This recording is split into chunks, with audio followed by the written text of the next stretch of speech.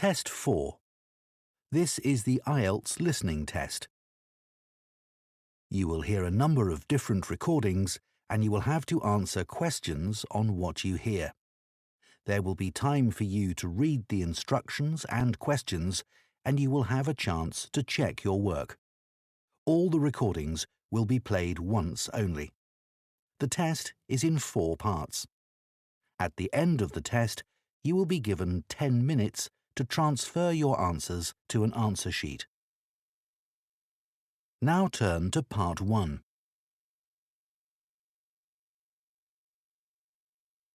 Part 1. You will hear a supervisor in a supermarket talking to a new worker on her first day. First, you have some time to look at questions 1 to 6.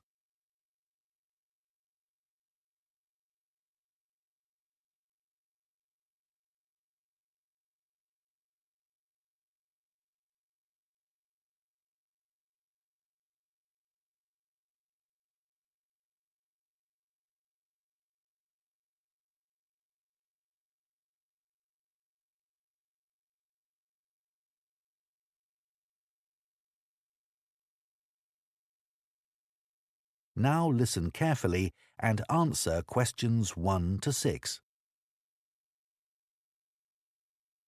Hello, Charlotte. I'm Caden, one of the supervisors. Welcome to the team. Hi, Aidan. It's Caden. I'm so sorry. Oh, don't worry. People often get my name wrong. They never know how to spell it. It's Kaeden, in case you ever need to write it.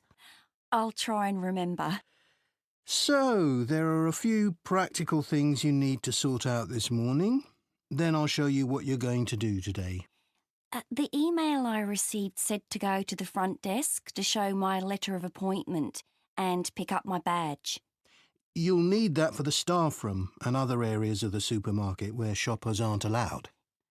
So, after you've finished at the front desk, I'll take you to the staff room. Put your coat and rucksack in one of the lockers there. Take whichever one is free. Will I have a key? Yes, try not to lose it. At the end of the day, leave it in the door for the next person to use. Will do. You also need to go to the HR department to see Tiffany. She's really helpful. I was told to bring my passport with me. HR need to take a note of the number in it. That's right. Or you can show your ID card. I don't have one of those. OK. Tiffany will give you a uniform. They have lots in different sizes, so you just tell her what you need.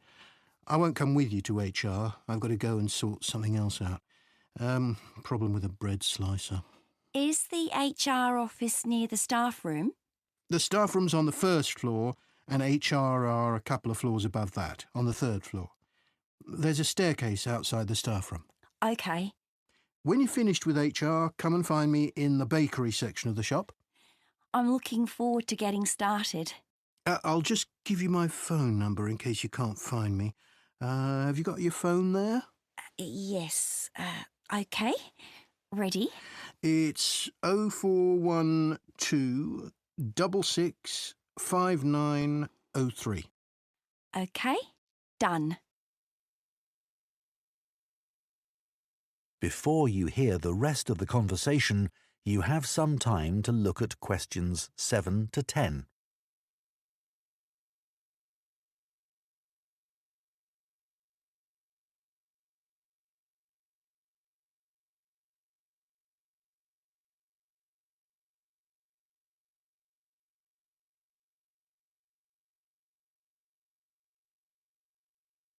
Now listen and answer questions 7 to 10. So, Charlotte, your tasks today are in the bakery section, on the sushi counter, and on the meat and fish counters. The first job is to check sell-by dates on the bread and cakes. If any of the dates are today's, put a new price label on the packaging. What if any of the labels are yesterday's dates or older? Do I throw those items away? Yes, but that shouldn't happen. We check the stock every day. When something needs a new price label, put a yellow one on the package next to the original price. OK. After that, you'll go to the sushi takeaway counter. Will I be preparing boxes of food? For today, you'll just be helping the staff. Yes, of course. You'll see lots of flat cardboard boxes at one end of the counter. Beneath those is where we keep the plastic boxes. We run out of those really quickly, so you should bring more from the storeroom. Is that my only task on the sushi counter? No, you also need to clean the area where they prepare the dishes. There are cloths and bottles of spray by the sink. Oh, and please make sure you clean that too. Sure. That's important, isn't it? Absolutely, but you mustn't wash up knives. You have to do some training before you're allowed to touch sharp objects. What should I do if there are any? Ask someone to put them in the dishwasher. OK, thanks. I don't want to get anything wrong. Don't worry, you'll be fine. And I'll be around to help. Right. Finally, the meat and fish counters. You need to clean the area where staff serve customers, including wiping the weighing scales. OK. Anything else? The fish is laid on ice, but when that starts to melt, you'll need to get more from the cold room. I know the staff on the food counters wear a hat. Will that be the same for me? You won't be serving customers directly, so no. But make sure you put on thermal gloves when you take anything out of the cold room. The temperature's low enough in there to get frostbite from touching things. Understood. That is the end of Part 1. You now have 1 minute to check your answers to Part 1. Part 2. You will hear a podcast by a running coach giving advice about taking up running and giving information about her club. First, you have some time to look at questions 11 to 14.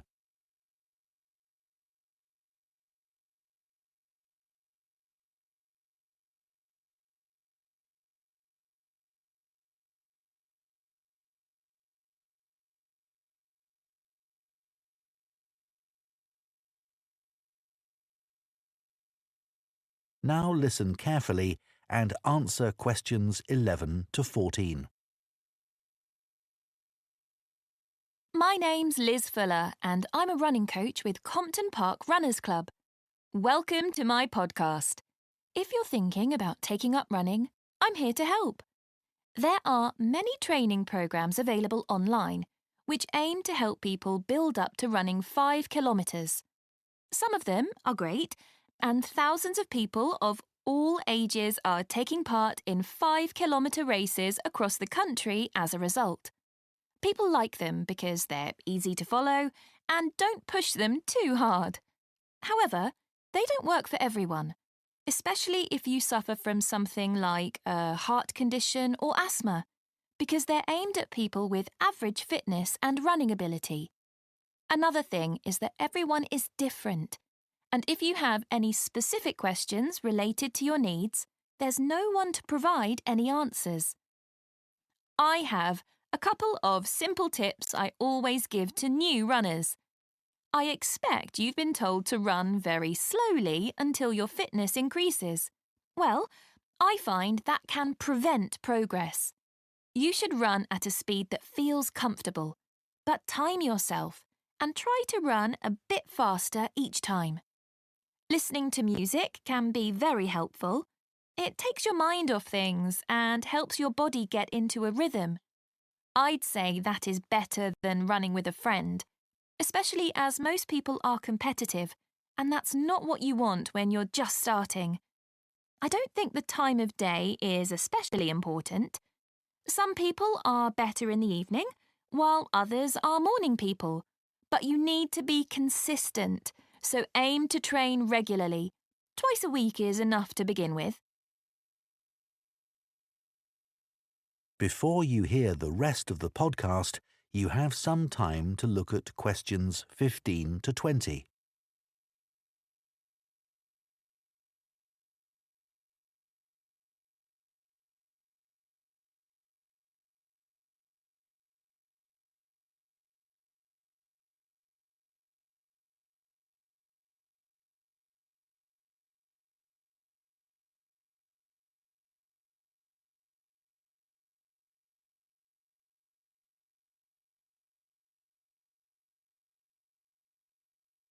Now listen and answer questions 15 to 20. New members often say to me that they've been put off running either because they lack confidence, or they don't have time, or they think they dislike running. Kerry, for example, joined the club 2 years ago at the age of 40. She'd always enjoyed running at school, but wasn't sure if she'd be able to do it. She was worried about being left behind and being the slowest runner. But she says she was made to feel so welcome, she soon forgot all about that. James had always hated the idea of running, but a friend encouraged him to come along for a taster session, and he hasn't looked back. He never misses a training session, despite having a really demanding job. Leo was worried about having to commit himself to training sessions every week and wasn't sure he'd be able to fit training into his busy schedule. But after experiencing a lot of stress at work, he came along to us and gave it a go. Now he says he feels much more relaxed and he looks forward to his weekly run. Mark is quite typical of our new members. He's never considered himself to be a sporty person, and it was only when he retired that he decided to take up the challenge of trying to run 5 kilometres. It took him months to find the courage to contact us, but felt reassured immediately, as there were other people his age who were only just taking up running for the first time. My own journey hasn't been easy. I did my first marathon when I was 37, after having had 2 kids. My husband had been running marathons for years, but I never dreamed I'd be doing one with him. I managed to complete it in 4 hours, but I felt like giving up halfway through. It was only the support of the spectators that kept me going. I do think signing up for a race of whatever length is motivating, whether it's 5k or 25k, because it's good to have something to work towards, and it gives you a sense of achievement. I did my first 10k after only 6 months, which was certainly very challenging and not something I'd necessarily recommend. But after you've been training for a few weeks, it's worth putting your name down for a 5k. Some people find they only need a few practice runs before taking part in a race, but I'd give yourself a couple of months at least. Well, I hope that's given you a really good idea of what... That is the end of Part 2. You now have 30 seconds to check your answers to Part 2.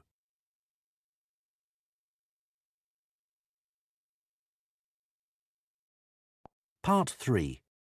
You will hear 2 students called Jane and Kieran talking about books.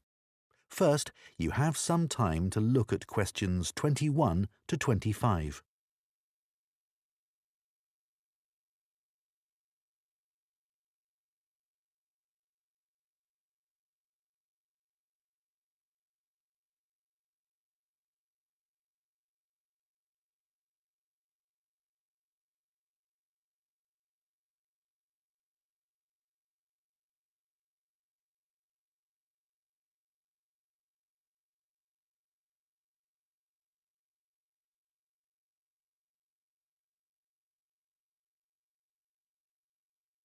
Now listen carefully and answer questions 21 to 25. So, Jane, you'll be off to Denmark soon to do your work placement. Yes, I'm really looking forward to it. And I've just started packing up all my books to put in storage. Well, I hope they don't get spoilt. It's okay. My grandfather works in a bookshop, and he told me how to pack them. Oh, that's helpful. He says you have to support the spine, otherwise the paper can come away from the cover. Yeah, that's obvious. He also told me to pack them flat in the box, not on their side. Again, because they can bend, and if you leave them like that for, say, a year, it's quite hard to get them back to their normal shape. Well, it's pretty clear that ruins them. But a lot of people just can't be bothered to protect their books. He always says it's such a shame that publishers don't use better quality paper. It's the acid in the paper that causes the problem, isn't it? Yeah, that's why old books go yellow. You know, some of the books my grandfather's given me are like that already. Oh. I should dump them, really, if they're going to deteriorate further, but I'd feel bad. They'll always remind me of him. He's quite a collector, you know. Well, if they're important to you. Yeah, I'd regret just throwing them away. You know, maybe it's because I was taught to treasure books, but I hate seeing students force open the pages of paperbacks. They press so hard they end up breaking the spine. I know. But unfortunately, paperbacks aren't designed to last a long time, and people know that. Hardbacks aren't quite as weak. Yeah, they're different, I suppose. But I still don't think people value hardbacks like they used to. Well, they aren't decorative, are they, like other objects? Plus, nowadays, people don't keep them out on shelves as much as they used to. That's such a pity. When I visit someone, if they have, say, a colourful book on a table, it's the first thing I'm drawn to. I agree. And book covers can be a work of art in themselves. Some are really eye-catching. I've always been taught to handle books carefully. If you watch someone take a book off a shelf, well, they usually do it wrong. Ah, my grandfather says you should put your hand right over the top of the book. Or, if you can't do that, pull the other books on the shelf aside so that you can hold the whole cover. When did you learn all this? He watched me pull a heavy book off the shelf when I was small, and it fell on the floor and broke apart. Oh dear. Oh, I can still remember it. You know what I really like? What? The smell of new books. Me too. My parents used to laugh at me when I was a kid because I loved putting books up to my nose, almost as much as reading them. New books aren't cheap though, are they? I guess we're lucky we can buy them. My grandfather stocks second-hand books as well as new ones, and they don't smell quite as good. Before you hear the rest of the discussion, you have some time to look at questions 26 to 30.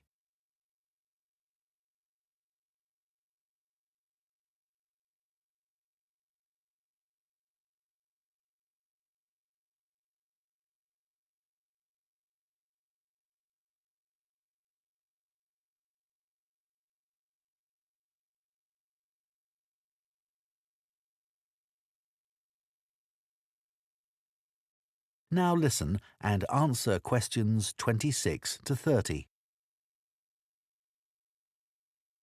I'd love to have a bookshop like your grandfather. What's it like? Well, it's quite big. It's got 2 floors and an attic, and he stocks all kinds of books, really. I guess he treasures things like first editions and other rare books. Yeah, you might think he'd keep those in the attic or somewhere. So they'd be hidden? Yeah, but he likes people to know that he has them. So he puts them out in the shop, but makes sure you need a ladder to get them. Right, that would prevent any thefts. Uh-huh. Does he stock books for children? He does. He particularly likes to encourage kids to read. He always says that he used to sit under the stairs as a child with a pile of books and read them all. Is that where he keeps them then? Not exactly. He's got a dedicated area on the ground floor with cushions, so that parents can enter with their toddlers, go there and spend some time reading to them. Oh, cool. And then there's a place for pushchairs by the front door, and a cafe if anyone needs refreshments. That's good to know. As I said, it's a big shop, and there's a storage area out the back as well. Oh, what does he keep there? Books he wants to throw away? He hardly ever throws anything away. He just leaves unwanted books by the front door for customers to take. Well, that's very nice. Yeah. And books people or institutions have requested, they all go at the far end. Oh. He thinks it's best to keep these out of the main shopping area as they're boxed and new. Did you get your course books from him? Naturally. He stocks books for a lot of the colleges. He used to keep these books on the first floor, but now there's a new university in my hometown. He's moved them downstairs to attract the students. They're actually part of the coffee shop, on low shelves all around it. Pretty central then. You'll have to take me there sometime. That is the end of Part 3. You now have 30 seconds to check your answers to Part 3. Part 4. You will hear part of an environmental studies lecture on tree planting. First, you have some time to look at questions 31 to 40.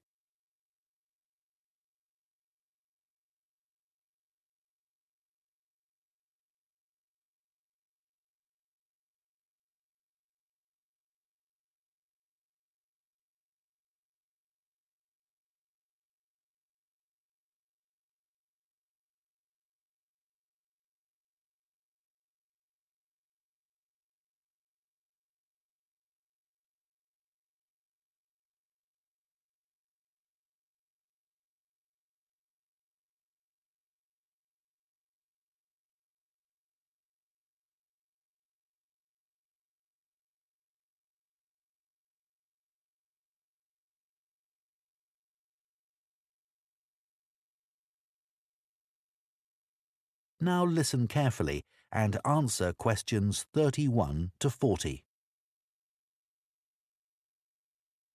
Tree planting now dominates political and popular agendas and is often presented as an easy answer to the climate crisis, as well as a way for business corporations to offset their carbon emissions. But unfortunately, tree planting isn't as straightforward as some people think. When the wrong trees are planted in the wrong place, it can do considerably more damage than good, failing to help either people or the environment. Reforestation projects are currently being undertaken on a huge scale in many countries, and it's crucial that the right trees are selected. A mix of species should always be planted, typical of the local natural forest ecosystem and including rare and endangered species, in order to create a rich ecosystem. It's important to avoid non-native species that could become invasive. Invasive species are a significant contributor to the current global biodiversity crisis and are often in competition with native species and may threaten their long-term survival. Restoring biodiversity that will maximise carbon capture is key when reforesting an area, but ideally any reforestation project should have several goals. These could include selecting trees that can contribute to wildlife conservation, improve the availability of food for the local community, and maintain the stability of soil systems. Meeting as many of these goals as possible, whilst doing no harm to local communities, native ecosystems and vulnerable species, is the sign of a highly successful tree planting scheme. To ensure the survival and resilience of a planted forest, it's vital to use tree seeds with appropriate levels of genetic diversity, the amount of genetic variation found within a species essential for their survival. Using seeds with low genetic diversity generally lowers the resilience of restored forests, which can make them vulnerable to disease and unable to adapt to climate change. Choosing the right location for reforestation projects is as important as choosing the right trees. Ultimately, the best area for planting trees would be informally forested areas that are in poor condition. It's better to avoid non-forested landscapes, such as natural grasslands, savannas or wetlands, as these ecosystems already contribute greatly to capturing carbon. It would also be advantageous to choose an area where trees could provide other benefits, such as recreational spaces. Reforesting areas which are currently exploited for agriculture should be avoided, as this often leads to other areas being deforested.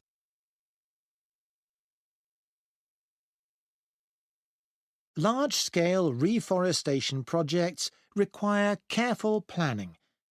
Making the right decisions about where to plant trees depends on having the right information.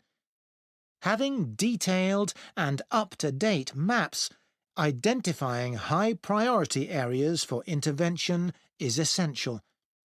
Drone technology is a useful tool in helping to prioritise and monitor areas of degraded forest for restoration. In Brazil, it's being used to identify and quantify how parts of the Amazon are being devastated by human activities, such as rearing cattle and illegal logging. A good example of where the right trees were picked to achieve a restored forest is in Lampang province in northern Thailand. A previously forested site which had been degraded through mining was reforested by a cement company, together with Chiang Mai University. After spreading 60 centimetres of topsoil, they planted 14 different native tree species, which included several species of fig. Figs are a keystone species because of the critical role they play in maintaining wildlife populations. They are central to tropical reforestation projects as they accelerate the speed of the recovery process by attracting animals and birds which act as natural seed dispersers. This helps to promote diversity through the healthy regrowth of a wide range of plant species. Unlike the majority of fruit trees, figs bear fruit all year round, providing a reliable food source for many species. At this site, for example, after only 3 rainy seasons, monkeys started visiting to eat the fig fruits, naturally dispersing seeds through defecation. Reforestation projects should always aim to make sure that local communities are consulted and involved in the decision-making process.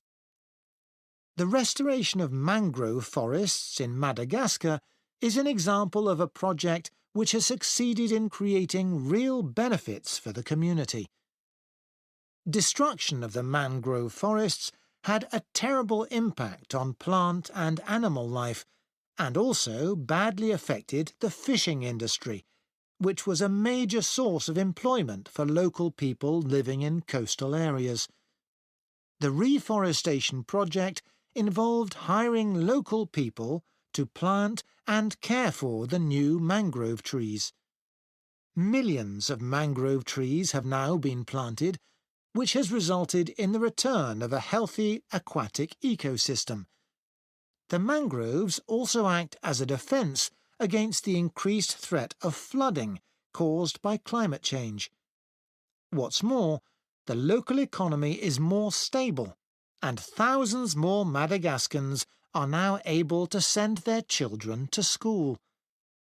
One other important point to consider. That is the end of Part 4. You now have 1 minute to check your answers to Part 4.